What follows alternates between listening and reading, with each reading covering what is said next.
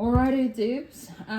So fuck it, we'll just jump straight into it. If you can give us an intro of who you are and maybe just let us know what life's like for you today. Yeah, so my name's Debbs and I am a mama of 4 beautiful, wonderful, exceptional children who are 33, 31, 29, 26 now. Yes. 7.5 moko, and I have a beautiful, safe, loving partner in my world. And life is good. Life is good now. So I'm a victim survivor of family violence, and I've done everything in my power to take back my power. How hard was that, or how easy was that? Oh, no, it wasn't easy. It wasn't easy. When I got out of my relationship, I realised I kind of had the gift of a blank canvas, like I could recreate myself into anything I wanted to be. But that was only the case because I had been stripped of everything. Can we go back to that and just talk about where your journey with domestic violence started? Yeah, so I might go back a little bit further if that's okay, because I think the things that we experience in childhood really do impact who we become as adults and our journeys and our experiences. And so when I was sexually assaulted for the first time when I was 8, and my mum left when I was 9, which left this enormous gaping emotional hole in my heart. Like there was always something missing in my world. So I kind of started looking for love in all the wrong places, and I was raped at 10, and a lot of really terrible shit crap happened. And it kind of sent me on this pathway of just not making good decisions. And so I finally got to go and be with my mum at 16, and that didn't turn out how I wanted it to be. My dad was a wonderful man, but I was just off the chart. He didn't even know what to do with me really, but never stopped loving me. And when I was 16, went to mum, had the opportunity to kind of be somewhere new and start a new life, and then things happened there that weren't good. And so by the time I got to 17, I was kind of like, actually, I'm ready to leave. Yeah. I don't even want to be here anymore.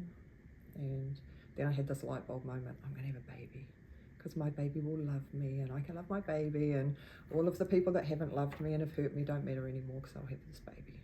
So I set about finding the other half of that equation, which I did, and I was pregnant at 17 and had my first beautiful, beautiful baby at 18. So that was fully intentional? Absolutely intentional. Wow. Because I had nothing else to live for. I just needed someone that was going to love me, and I knew my baby would. Yeah, so, and then married her dad, had another baby, and then at 21 I was separated, solo mum, 2 kids, and looking for love again, as you do. And I met a man who I thought was going to be my everything. And I took a 3.5-year-old and a 1.5-year-old into this relationship, and within months I started to realise I was losing who I was as a human. I got pregnant in the first 3 weeks that we were together. Whoa. Yeah, so things happened really quickly, and then we went on to have a second child, so I've got 4 babies. Yeah. All up, yeah. How did you know that you were starting to kind of lose yourself? Things like it started with makeup, because I've got scars on my face, so I'm really aware of the scars on my face, and makeup's like my mask. Yeah. And it was things like, baby, you're so beautiful. You don't need to wear makeup. Why are you putting that shit on your face? You're so beautiful. And I'm like, oh, that feels really nice. You know, no one's ever said that to me before. And so I kind of went with it, and it was okay until the day I put makeup on. And then it was like, what are you putting that on? Who are you going to screw? You know? And so it wasn't that he ever said no. It was that he made the consequences severe enough that I knew not to do it. Yeah. And those things started happening in everything. So, you know, and I believe that family violence is what we call coercive control, because it's intentional and it's deliberately done to gain control over someone, and then to entrap them and get them stuck in this space where they have ultimate control and power. And that's what it ended up being. I lost every aspect of myself, and often talk about how I remember the day I looked in the mirror and I was like, where have I gone? There's nothing I know about myself anymore. It was just gone. What other examples of that coercive control, just for people that aren't too sure what exactly that is? Because there's a lot of people going through it. They have no fucking idea that actually that's wrong. Yeah, exactly. And, I came out of it thinking I knew it was family violence. He was mean, he was cruel, he was horrible, he did these terrible things. But when I learned about coercive control, I realised that what he did was intentional, and that he would do certain things to stop me from doing certain things, or, things like he hurt our animals, he controlled what I wore, whether I shaved my legs, obviously makeup. I ended up being covered, my body covered, and I couldn't do anything. I mean, there were times I was allowed to go to my family. Isolation's a really big thing. There was physical violence, but I really want people to stop thinking about family violence as physical violence, because actually I would have got a hiding any day over the harm that was done to my heart and my soul. And honestly, even 20-something years on, I'm still healing from that. Your bruises heal, your heart and your soul take a lifetime to I don't know that we ever heal from it, to be quite honest. So when I talk about coercive control, I'm talking about physical violence. I'm talking about non-physical violence. I'm saying everything that is done to you that's about power and control is wrong. It's absolutely wrong. When were the moments that you were, got to the point where it was like, fuck this? There were so many moments. And the fact, if it wasn't for my babies, I would have taken my own life. There is zero question about that. I would not be sitting here right now if it wasn't for my kids, because I just needed it to stop. And I didn't know how that was ever going to happen. He was either going to do something that killed me, or I was going to take my own life. Those were the only two ways that I could see out. And again, there was physical violence, but that's not what I really want to focus on. I want to talk about the fact that suicide is something that takes our wahine from us far, far too often. And we don't measure that or look for it or respond to it in this country, and we've got to do better. We've really got to do better. Yeah. I'm so grateful for my children.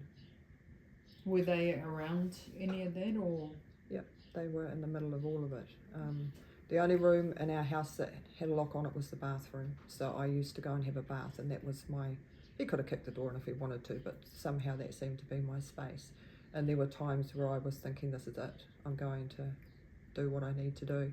And every time one of my kids would call out, and it would just pull me back.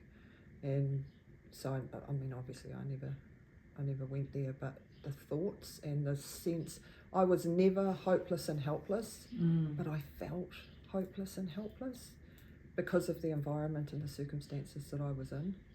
And one of the things I always want to talk about is a sense of feeling hopeless and helpless doesn't mean that you're not courageous and brave and strong and all of those things that we do every day to keep our heads above water. And I kept putting my one foot in front of the other for my babies, because they were the only reason I had to live. So you got to a point, how did you get out of that? So in nearly 8 years that we were together, I never called the police once because I was hurt or anything was going on for me. I only called the police when he had either hurt himself or because I was trying to leave. So I didn't do that, but in the end something happened. He used to ring me up and tell me all the different ways he was going to kill me, and we were living in separate houses at the time, which actually made it worse. And quite often people think that if you're living in the separate houses you're safer, but you're not, because there's kind of drive-bys and harassment and ringing at all hours of the day and night and all of that kind of other stuff, stalking that starts happening. So anyway, he'd ring me every day and tell me the different ways that he was going to kill me. And this particular day, that was a really horrible example, but he said he had found a sawmill and he was going to get rid of me that way.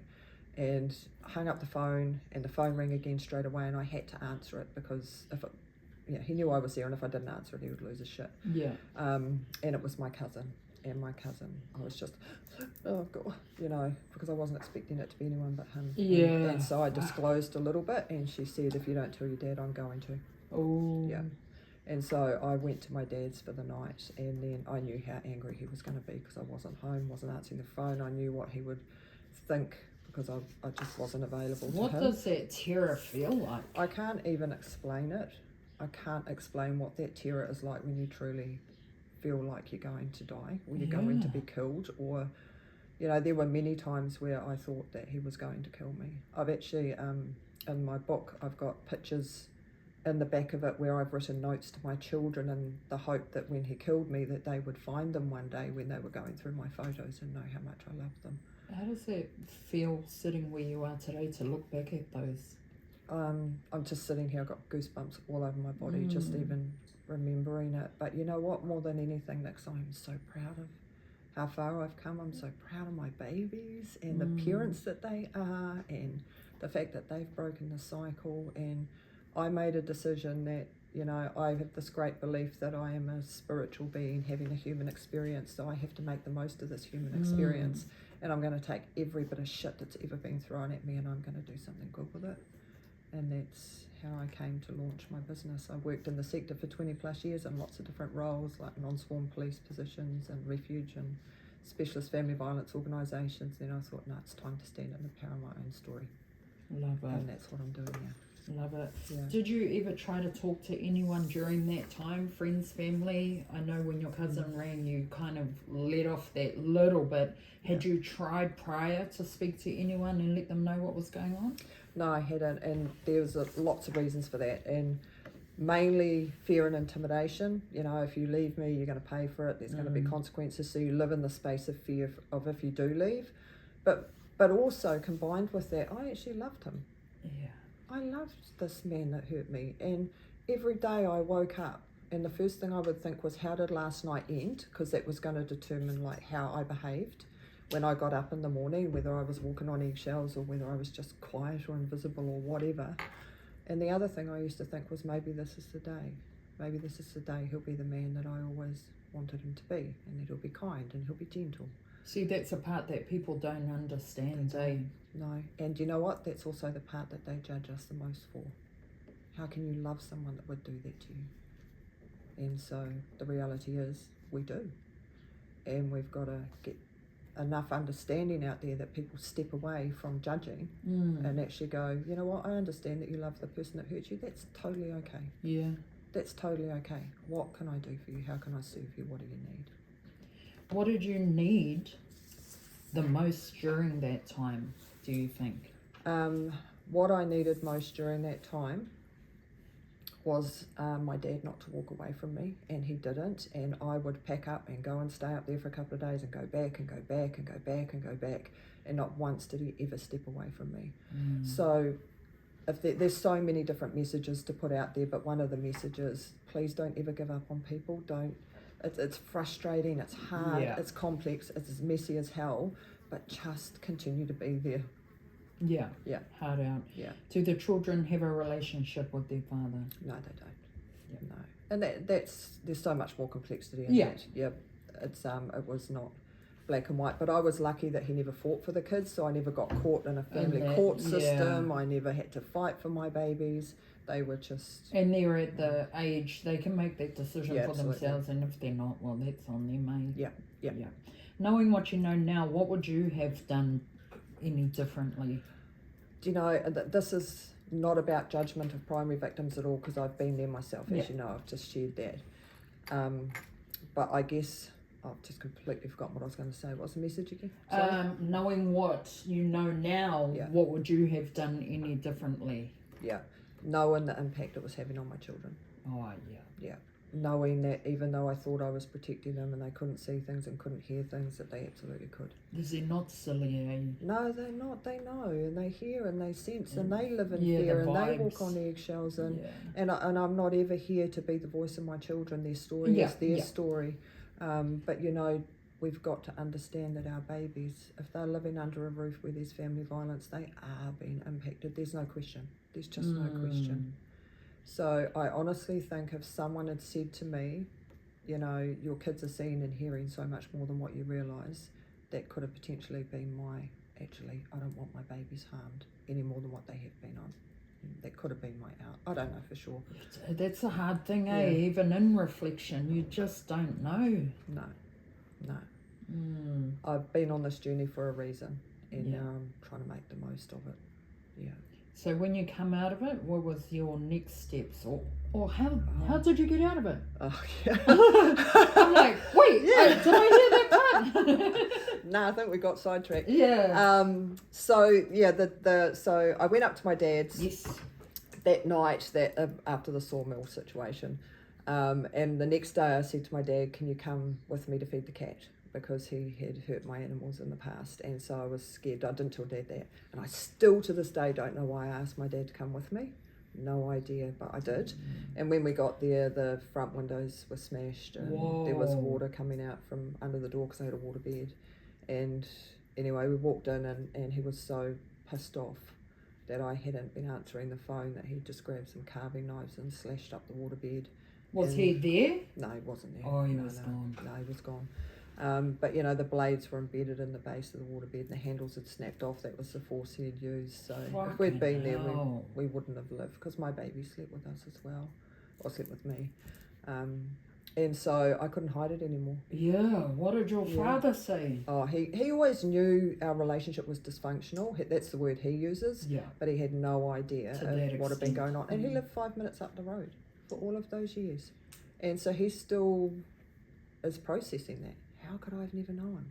How could I have not picked up on it? But you didn't want to tell him. It's because we become masters at hiding it, just like our offenders become masters at offending. And it's crazy how you end up finding yourself like protecting them. Yeah. Because I did that. I would make up things. Yep. To protect him. Yep.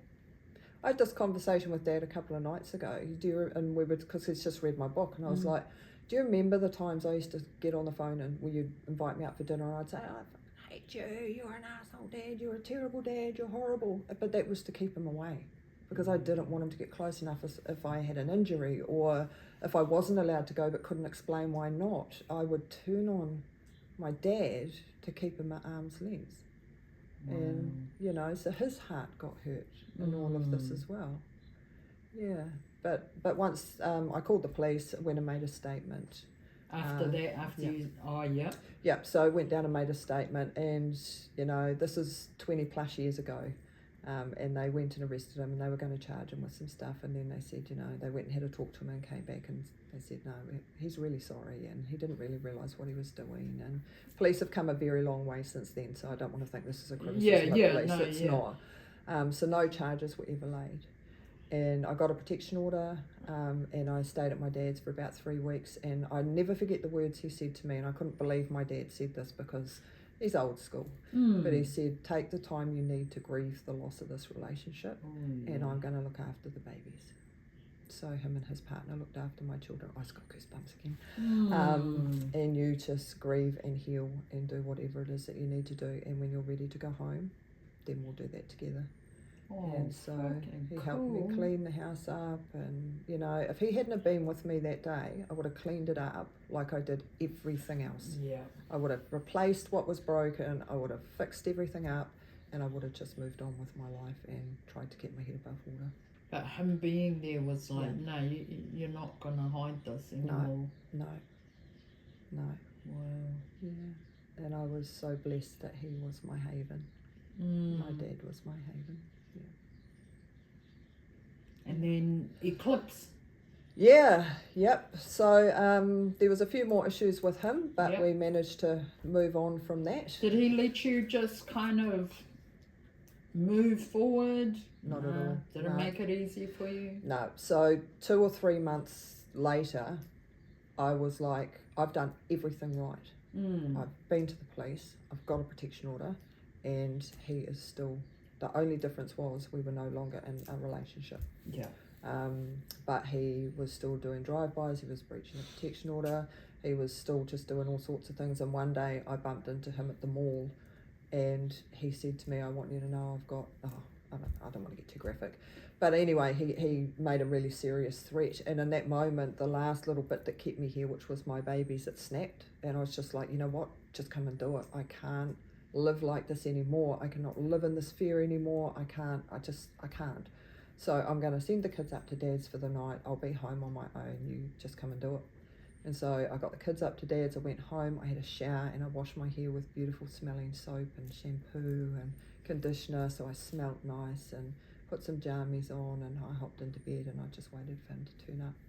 And he knocked on the door at about 5 o'clock in the morning, and I remember walking to the door having this sense of absolute peace that it was finally going to be over. And opened the door, and he said, "I'm sorry, I'll leave you alone now." Wow. And I was like, what? You know? And so I spent a lot of time thinking, why? You know, why did he let me go? And I realised there was no challenge left in it for him anymore. He'd broken every part of me there was to break. He had taken every part of me there was to take, to the point where I'd chosen death over life. So there was nothing in it for him anymore. So he let me go. That's when he let me go. Wow. Yeah. I was picturing that like a fucking movie. Yeah. You kind of went. I'm like, whoa. Yeah. Oh my God. How did that feel, shutting the door after he left? Do you know, I'm a really deeply spiritual person and intuitive person. And so I went to my gut, and my gut said, it's going to be okay. It's going to be okay. And so I listened to that. I always listen to my gut. I wouldn't be here if I hadn't. Wow. Yeah. So then what was next for you? So the first thing I did was sign up to study, because he always told me I was so stupid I'd never be able to do anything. So I signed up, and I got took me 15 years, but I got a Bachelor of Applied Science with a psych major, and I got a couple of children-focused diplomas, and I started my career, and I started volunteering at Refuge, and then I got a job working with the police as a special family violence child advocate, and just my career's just moved forward, and I'm really passionate about multidisciplinary response, which is everyone coming together to share information, as long as it's done in a way that upholds the mana and the dignity of our whānau. I'm not into gossip sessions. I'm not into bitching about families. It's about being their voice if we don't have their voice. But obviously whānau voice should always lead anything in our space. Yeah. Good on you, Debbs. Yeah, so then Eclipse came. Yeah. Tell us about Eclipse. So I had worked in the sector for over 20 years, lots of different roles, like I said. And then I was working in an organisation. I was like, actually, I'm not working with the integrity that I need to work with. This doesn't sit with me, and I don't know how I can serve whānau, let alone lead a team, if how I'm being told to work doesn't sit with my heart. Oh, sorry. So I quit my job. I took this leap of faith, and I just quit my job. And I got home, and I was like, what am I going to do? And I just started to share my own story. Yeah. And I thought, that's what I'm going to do. I'm going to, maybe someone somewhere will be interested in hearing about my story of lived experience. But not only that, because I've worked in the sector for so long, what it's like to be on the other side of that as a practitioner, and kind of weaving those two things together. And so it started off with a 2-hour me standing up going, this is kind of my story. Yeah. And now Eclipse has got 9 specialist topics, 5 contractors. We've trained 5,000 people in 2.5 years. And it's all frontline, so refuges, corrections, Te Whatu Ora, police, Ministry of Education, specialist family violence organisations. It's the greatest blessing of my life other than my family. And the name Eclipse is really important. I was trying to work out what I was going to call this thing that had kind of grown legs and run. And one night there was this massive eclipse, and everything went dark, and I was kind of like, oh, that feels really eerie and weird, and then it moved and the light came out again, and I was like, that's it. Wow. That's it. When we do things for the right reasons, at the right time, with the right heart, and uphold people's dignity, the light can always come back out for them. So that's where Eclipse comes from. Fuck, that's cool. Yeah, I'm so proud of it. I was envisioning that like a movie too. You got a great way of describing things. Oh. It makes it like, wow, I was there. I saw the two Debbs. Fuck, that's cool. So who is Eclipse for, essentially? Yeah. So we're not a frontline service. We don't do crisis response. We don't work with whānau. My goal is, I've got 3 goals. Yeah. One is to help our sector and our frontline understand what coercive control is, how to look for it, and how to appropriately respond to it, and then strive for criminalisation. so that it becomes a criminal offence to strip people of themselves. Yes. You know, and so those silent voices, we all have a responsibility to give voice back to those silent voices, those people that we've lost, whether it's homicide, suicide, doesn't matter. That's my first thing. Second thing is to make sure that lived experience is part of informing policy and practice and legislation. Yes. And the other is making sure that we formally recognise the connection between family violence and suicide, so we can start saving some lives. And I just want to reduce judgment on our front line and increase empathy. That's my goal. Yeah. And I won't stop, Nix. I'll tell you, one day I'll be standing on the steps of Parliament going, we did it. We have created voice where there wasn't one before. Yeah, fuck, I'll be right next to you. I hope so. And what about your book? Because I know you said that's your biggest, one of your biggest accomplishments, eh? Yeah, it is. And Can you see it? Yeah, I've done a lot in my career, and this has just come out, so I'm really, really proud of it. Yay! And actually, the ship arrived today, so I've got like 2,000 books arriving on Tuesday. But this is it's not only my story, but it's helping whānau and practitioners to understand what to look for and how to respond to it and where to get help and what it actually is and what it feels like and how to be gentle walking alongside of people. Like I know this is real, feels like I'm splitting hairs, but I don't even like the word help anymore because there's kind of a rescue thing to that. I like support. We just need to support and walk alongside of people and allow them to lead their own healing journey. Yeah. Not tell people what to do, how to do it and when to do it and why to do it. You know, when there's real risk we have to, but otherwise just don't walk away. So let me get this straight. You guys train the front line. Yeah. And how to, appropriate, I don't even know if that's the right word, but how to support and awhi whānau that are in need or whānau that are going through family violence. Yeah, I think you had appropriate as the right word. Appropriate. Yeah, oh, okay, cool. Absolutely, because I think there's a hell of a lot of response out there that it's not necessarily appropriate response. Yes. And it's not necessarily appropriately informed. So yeah, what I want, and the feedback I get, I've got tens of thousands of pieces of feedback from people that say this changed our mindset, it changed our practice, and it's because it comes from lived experience. I don't stand up there and speak from a textbook, I stand up there and speak from my heart.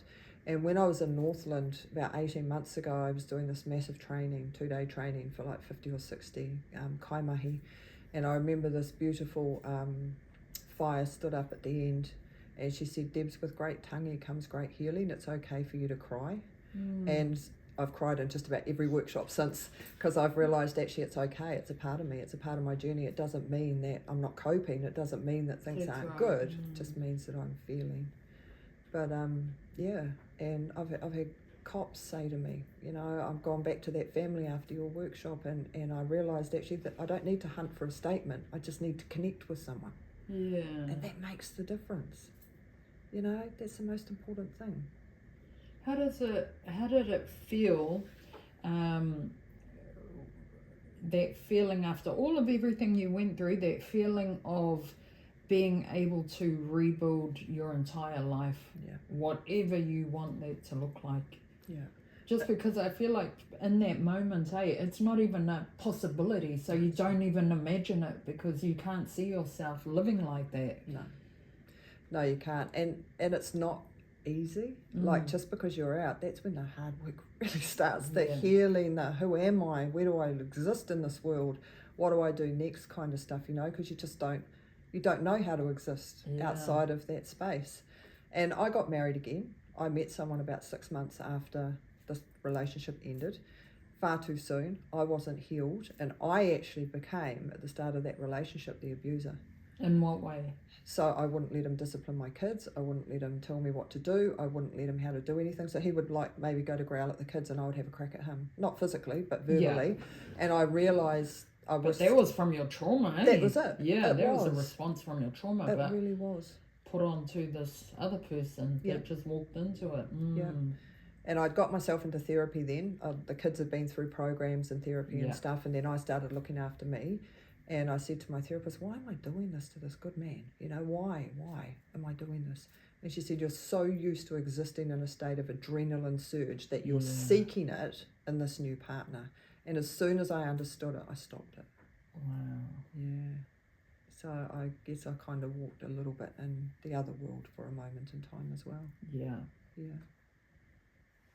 Ooh, far out, Debbs. Fuck, you're amazing. Do you know, no, you've walked this pathway no different to millions of other wahine that are walking this pathway right now. I just hope that, and I love this campaign, I love what you're doing, I love that you're putting this out there, because family violence is everywhere, every demographic, every race, every suburb, everywhere. What can we as a people do to assist in any way? What do you think? Yeah, I think take the time to understand and just respond to people with empathy. You know, not judgment, no matter how hard it gets. Doesn't matter how it feels, just stand strong and be there for someone to lean back into when they need to. Even if they have to do it 10 or 20 times before they actually walk away for good. Yeah. Just be that safe place for them to fall back into. Yeah. Cool, Debs. Hey, before we wrap this up, is there anything else you want to share with us? No, I just want to say thank you for your voice and for your courage. And you may not know this, we don't know this, but it was one of my bucket list things to sit across from you one day. Oh, bloody hell. So for me, this has been an absolute honour. Oh. And I feel even more privileged that it's been an opportunity to also share a story of hope. And I want it to be that. I want it to be that everyone can find their freedom wings. And like my chef, I'm me and I'm free. And I am. And I want that for everyone. Thank you so much. Oh, you're so welcome.